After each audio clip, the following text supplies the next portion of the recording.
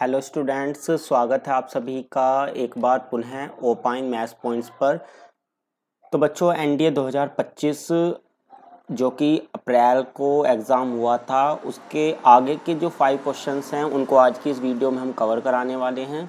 तो चलिएगा वीडियो को शुरू करते हैं। क्वेश्चन नंबर 6 आपके सामने है। तो उसमें बोला गया था बच्चों कि अगर आपके पास एफ थीटा जो है ये मैट्रिक्स दी हुई है, तो आपको यहाँ पर वैल्यू फाइंड आउट करनी थी एफ पाई के होल स्क्वायर की और बताना कौन सा ऑप्शन यहाँ पर करेक्ट होने वाला है। तो यहाँ पर अगर मैं वैल्यू निकालता हूँ, एफ पाई की वैल्यू निकालूं तो कोस 180 कोस 180 की वैल्यू होती है हमारी -1 और साइन 180 की वैल्यू 0 होती है। तो ये जो मेरा एफ पाई होगा ये कितना मिल जाएगा, -1 0 0 माइनस का 1, ये मुझे मिल जाएगा। अब मुझे यहाँ पर इसका क्या निकालना है, होल स्क्वायर निकालना है। ठीक है, तो यहाँ से मैं इसको थोड़ा सा इजी बना लेता हूँ। यहाँ से पहले मैं ले लेता हूँ माइनस साइन कॉमन, तो ये बनेगा मेरा कितना 1 0 0 1, यानी कि एक तरीके से आइडेंटिटी मैट्रिक्स ये मेरी मिल जाएगी।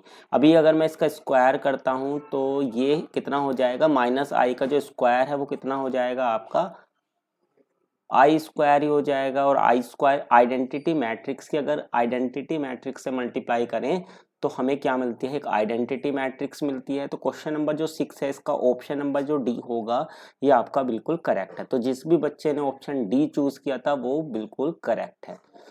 अगला क्वेश्चन ले लेते हैं, क्वेश्चन नंबर 7। तो क्वेश्चन नंबर 7 में बच्चों यहाँ पर ये कहा गया है, ए आपको ये मैट्रिक्स दी हुई है और आपको बताना है ए स्क्वायर माइनस 4a यहाँ पर किसके इक्वल है। ये 4 ऑप्शन आपके गिवन हैं। तो वीडियो को पॉज कर लीजिए और एक बार खुद से इस क्वेश्चन को सोल्व कीजिए।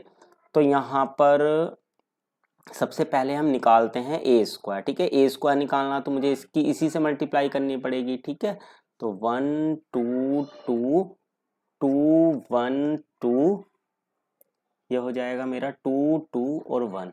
यहाँ पर अब मैं यहाँ पर मल्टीप्लाई करता हूँ तो फर्स्ट रो की फर्स्ट कॉलम से करूंगा तो 1 1 1 और ये हो जाएगा 2 दूनी 4 और 2 दूनी 4, यानी कुल मिला के यहाँ पर मेरा कितना आएगा, 9 आ जाएगा। इसी तरीके से जब मैं इसकी करूँगा मल्टीप्लाई दूसरी कॉलम के साथ तो 2 और यहाँ पर बनेगा 4, यानी कितना बन जाएगा 8।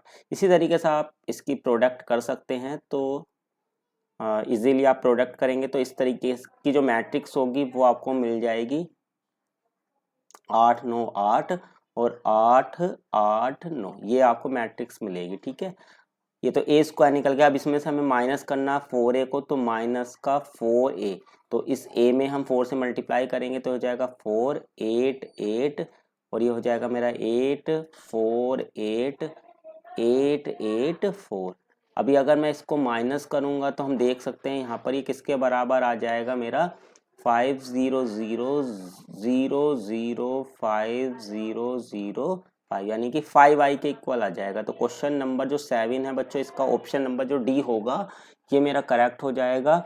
चलिएगा अगला क्वेश्चन ले लेते हैं, क्वेश्चन नंबर 8। तो क्वेश्चन नंबर 8 में यहाँ पर ये बोला था, if numbers of selection of r as well as n plus r things are equal. जो नंबर ऑफ सिलेक्शंस है ना, चाहे मैं आर वस्तुएं चुनूं चाहे n प्लस आर वस्तुएं चुनूं तो वो इक्वल है। तो आपको वैल्यू बतानी है किसकी, आर की। यानी कि अगर मैं n में से आर वस्तुओं का सिलेक्शन करूं तो NCR तरीके से कर सकता हूं इसका सिलेक्शन, और इसी तरीके से n में से n प्लस आर वस्तुओं का सिलेक्शन करूं। ठीक है, तो ये आपस में इक्वल है। तो आपको बताना है वैल्यू किसकी, आर की वैल्यू बतानी है। तो अब यहाँ पर बच्चों एक बार क्वेश्चन को थोड़ा सा चेकआउट कर लेते हैं। मुझे लग रहा है यहाँ पर क्वेश्चन में थोड़ा एरर है।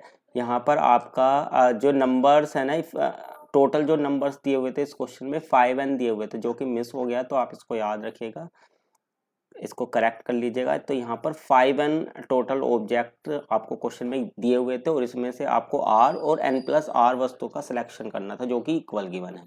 तो यहाँ से अब अगर इस तरह की कंडीशन बनते तो ये जो आपके नीचे वाले हैं तो ये इक्वल होते हैं, या फिर इन दोनों का जोड़ ऊपर वाले के इक्वल हो जाता। तो यहाँ पर ये दोनों इक्वल तो हो नहीं सकते, क्योंकि अगर इक्वल होंगे तो r से r कैंसिल होके n 0 आ जाएगा। ठीक है, तो इसलिए हम क्या करते हैं, r plus n plus r को ऐड करके रख देते हैं किसके बराबर, 4n के बराबर। तो यहाँ से 2r जो होगा वो मेरा मिलेगा कितना, 4n के बराबर। तो r की जो वैल्यू होगी वो कितनी आएगी, 2n आ जाएगी। ठीक है, तो क्वेश्चन नंबर 8 का ऑप्शन बी आपका करेक्ट होगा। अगला क्वेश्चन ले लेते हैं, क्वेश्चन नंबर 9। इसमें बोला what is the number of selection of at most 3 things from 6 different things, यानी आपको ज़्यादा से ज़्यादा 3 वस्तुएं चुननी है 3 अलग अलग वस्तुओं में से, तो कितने तरीके से हम इनका सिलेक्शन कर सकते हैं। तो 6 वस्तुओं में से ज़्यादा हमें 3 चुननी है, तो या तो हम क्या कर सकते हैं, चुने ही ना, तो उनका हम चुनाव 6C0 टाइप से कर सकते हैं, या फिर हम क्या करें, एक वस्तु चुन लें, या फिर हम क्या करें, 2 वस्तुएं चुन लें, या फिर हम क्या करें, 3 वस्तुएं चुन लें। तो जो टोटल चुनाव के तरीके होंगे वो आपके 6C0 + 6C1 + 6C2 + 6C3 के बराबर हो जाएंगे।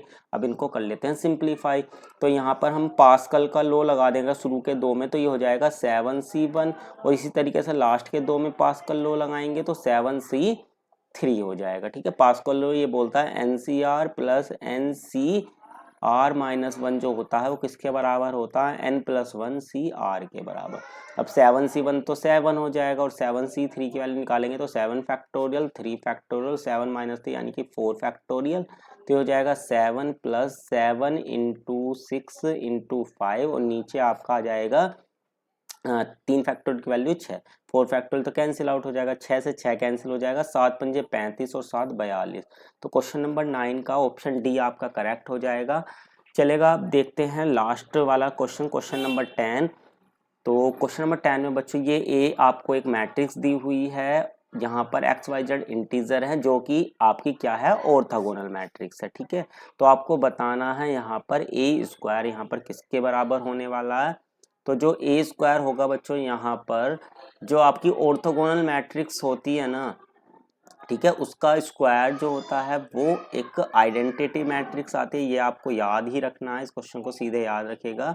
ऑर्थोगोनल जो मैट्रिक्स है उसका जो स्क्वायर होगा वो कैसी मैट्रिक्स आएगी, एक आइडेंटिटी मैट्रिक्स आपकी आ जाए, क्योंकि इसका जो डिटर्मिनेंट होता है ना ऑर्थोगोनल मैट्रिक्स का, वो या तो +1 होता है या फिर माइनस, पॉइंट को भी आप याद रखिएगा।